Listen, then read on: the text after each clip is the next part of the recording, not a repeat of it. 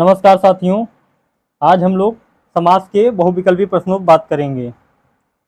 देखिए पहला क्वेश्चन क्या कह रहा है, पंकज में कौन सा समास है। पंकज में कौन सा समास है आप लोग जानते ही हैं, बहुव्रीहि समास। इसको कैसे समझेंगे, पहले तो इसका समास विग्रह करते हैं। पंकज का समास विग्रह क्या होता है, कीचड़ में पैदा होता है जो, अर्थात कमल। क्या? कमल। ठीक। बहुव्रीहि समास की मैंने डिफिनेशन बता रखी है आपको कि जिस समास में कोई भी पद प्रधान नहीं होता, दोनों पद मिलकर किसी तीसरे पद की ओर संकेत करते हैं। तो तीसरे पद की ओर संकेत कर रहे हैं ना, कमल की ओर। ठीक, तो यहाँ पे क्या हो जाएगा, बहुव्रीहि समास हो जाएगा। आइए चलते हैं सेकंड क्वेश्चन पर। सेकंड क्वेश्चन देखिए हमारा क्या कह रहा है, जब प्रथम पद संख्यावाची हो और द्वितीय शब्द संज्ञा हो तो वहां कौन समास होता है। मैंने आपको बता रखा है, जिस समास का पूर्व पद संख्यावाचक विशेषण हो वहां पे कौन समास होता है, वहां पे द्विगु समास होता है। इसका फर्स्ट आंसर राइट हो जाएगा। ठीक, इसका एग्जाम्पल हम लोग समझ लेते हैं। जैसे क्या हो गया, त्रिलोक। त्रिलोक, तो यहाँ देखिए त्रि जो है ये संख्यावाचक है ना, तो यहाँ कौन समास होगा, द्विगु समास होगा। ठीक, चलिए तीसरे क्वेश्चन चलते हैं हम लोग। तीसरा क्वेश्चन देखिए कह रहा है हमारा कि जिस समासिक शब्दों में पहला पद संख्या को व्यक्त करने वाला विशेषण होता है वे शब्द कहलाते हैं। तो मैंने बताया आपको पहले ही कि पूर्व पद संख्यावाचक विशेषण हो वहां कौन समास होता है, वहां द्विगु समास होता है। तो इसका भी सेकंड आंसर राइट हो जाएगा। चलिए नेक्स्ट क्वेश्चन चलते हैं। देखिए नेक्स्ट क्वेश्चन हमारा क्या कह रहा है, चरण कमल। चरण कमल, पहले इसका समास विग्रह करते हैं। मतलब कमल के समान चरण, कमल के समान चरण। तो मैंने आपको बता रखा है कि जिस समास में उत्तर पद प्रधान होता है तथा पूर्व पद एवं उत्तर पद में विशेषण विशेष का संबंध होता है वहां पे कौन समास होता है, वहां पे कर्मधारय समास होता है। ठीक, चलिए नेक्स्ट क्वेश्चन चलते हैं। देखिए पांचवा क्वेश्चन हमारा कह रहा है चौराहा। चौराहा में कौन सा समास है।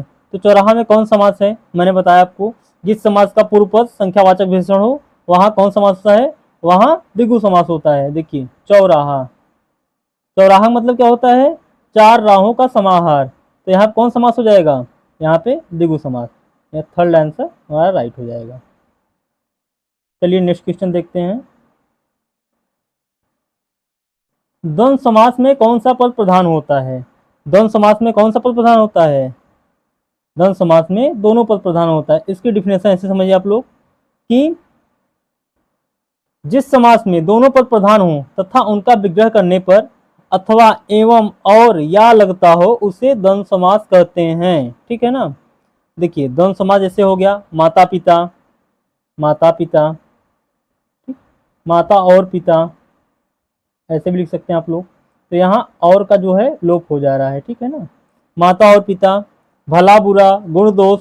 ठीक, अब देखिए जैसे कोई पूछ ले द्वंद्व कितने प्रकार के होते हैं। ठीक, द्वंद्व समास कितने प्रकार के होते हैं, तो ये तीन प्रकार के होते हैं। पहला हो गया इतरेतर द्वंद्व, दूसरा हो गया समाहार द्वंद्व, तीसरा हो गया वैकल्पिक द्वंद्व। ठीक, चलिए नेक्स्ट क्वेश्चन चलते हैं हम लोग। देखिए हमारा सातवां क्वेश्चन क्या कह रहा है, आमरण में कौन सा समास है।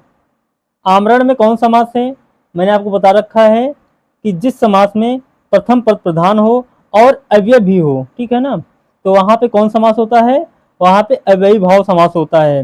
देखिए आमरण का देखिए समास विग्रह क्या होगा, मृत्यु तक। ठीक, मृत्यु तक। देखिए यहाँ पे आ जो है अव्यय है। ठीक है ना, तो इससे आप लोग क्या समझेंगे कि ये अव्ययी भाव समास है। ठीक, जैसे देखिए कि और एग्जांपल देख लेते हैं हम लोग, जैसे बखूबी हो गया, प्रतिदिन हो गया, आजीवन हो गया। आजीवन जैसे यहाँ पे आ अव्यय है, प्रति में, प्रतिदिन में प्रति अव्यय है। ठीक, तो हम लोग तुरंत समझ जाएंगे कि अव्ययी भाव समास है। चलिए अगला क्वेश्चन देखते हैं। देखिए आजीवन, फिर से वही क्वेश्चन आ गया, आजीवन में कौन समास है, तो आ अव्यय है, तो कौन समास हो जाएगा, अव्ययी भाव समास हो जाएगा। ठीक है ना, आठवां क्वेश्चन था हमारा। ठीक, चलिए नौवें क्वेश्चन पे आते हैं हम लोग। देखिए 9वां क्वेश्चन हमारा क्या कह रहा है, सप्तर्षि में कौन समास है। सप्तर्षि में कौन समास है, तो यहाँ द्विगु समास हो जाएगा। द्विगु समास की एग्जाम्पल मैंने बताया आपको। सप्तऋषि मतलब 7 ऋषियों का समूह। द्विगु समास मैंने बता रखा है आपको, जिस समास का पूर्व पद संख्यावाचक विशेषण हो उसे कौन समास कहते हैं, उसे द्विगु समास कहते हैं। ठीक, तो यहाँ देखिए सप्त है, तो सप्त पहला पद क्या है, संख्यावाचक है, ठीक है ना, तो यहाँ पे द्विगु समास हो जाएगा। चलिए हम लोग अपने अगले क्वेश्चन चलते हैं। देखिए हमारा 10वां क्वेश्चन क्या कह रहा है, पीतांबर। पीतांबर में कौन समास है। ठीक, तो पीत है अंबर जिसका अर्थात श्री कृष्ण, तो यहाँ पे तो बहुव्रीहि समास हो जाएगा, बट यहाँ पे कर्मधार समास भी होगा।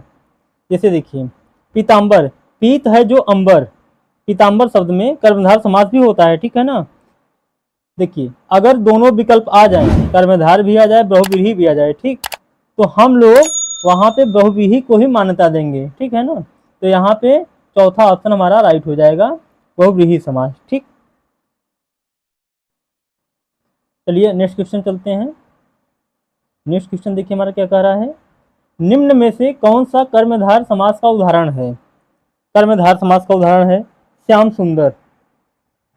ठीक, श्याम सुंदर हमारा क्या है, ये कर्मधार समास का उदाहरण है। मतलब कहने का मतलब ये है, श्याम जो सुंदर है, श्याम जो सुंदर है। इस देखिए कर्मधार समास की डिफिनेशन आप लोग समझ लीजिए, इसमें पहला पद विशेष से होता है तथा दूसरा पद विशेषण होता है। उत्तर पद प्रधान तथा पूर्व पद,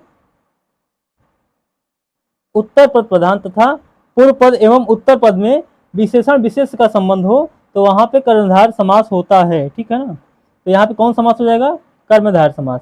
देखिए और ऑप्शन दिए गए उनको भी हम लोग देख लेते हैं, ठीक है ना। जैसे सत्सई, सत्सई में कौन समास हो जाएगा, ठीक, तो द्विगु समास हो जाएगा। सत्सई का समास विग्रह क्या होता है, 700 का समाहार, ठीक है ना। अब देखिए राजगृह, राजगृह में कौन समास होगा, राजगृह में तत्पुरुष समास होगा। ठीक, जैसे राजा का गृह मतलब राजा का घर, तो यहाँ कौन समास होगा, यहाँ तत्पुरुष समास होगा। ठीक, अब देखिए हम लोग आते हैं तीसरे पर, जो है चतुर्भुज। चतुर्भुज में देखिए 2 समास होंगे, कौन कौन से, बहुव्रीहि भी होगा इसमें, और इसमें देखिए पहले बहुव्रीहि समझते हैं हम लोग। 4 भुजाएं हैं जिसकी, अर्थात श्री कृष्ण, ठीक है ना, 4 भुजाएं हैं जिसकी अर्थात श्री कृष्ण, तो यहाँ पे बहुव्रीहि समास हो जाएगा। ठीक, चतुर्भुज में। अब देखिए चतुर्भुज, तो यहाँ 4 आ रहा है, चतुर आ रहा है ना, तो यहाँ पे 4 भुजाओं का समूह, तो कौन समास हो जाएगा, द्विगु समास हो जाएगा, ठीक है ना। चलिए अपने नेक्स्ट क्वेश्चन चलते हैं हम लोग।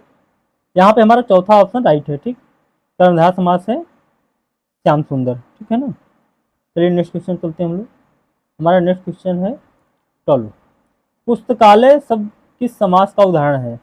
पुस्तकालय, पुस्तक धन आलय, पुस्तक धन आलय, मतलब आलय मतलब क्या होता है, आलय मतलब घर, आलय निकेतन हो गया, जैसे पर्यायवाची पूछता है, तो पुस्तकों का घर या पुस्तकों के लिए स्थान। पुस्तकालय में कौन समास हो जाएगा, पुस्तकालय में तत्पुरुष समास हो जाएगा। पुस्तक के लिए घर, के आ रहा है ना, के कारक चिन्ह है, तो यहाँ पे तत्पुरुष समास हो जाएगा। इसको हम लोग समझते हैं तत्पुरुष समास की डिफिनेशन को। तत्पुरुष समास में उत्तर पद प्रधान होता है तथा दोनों पदों के बीच कारक चिन्ह का लोप हो जाता है। ठीक, तो वहां पे कौन समास हो जाएगा, तत्पुरुष समास हो जाएगा।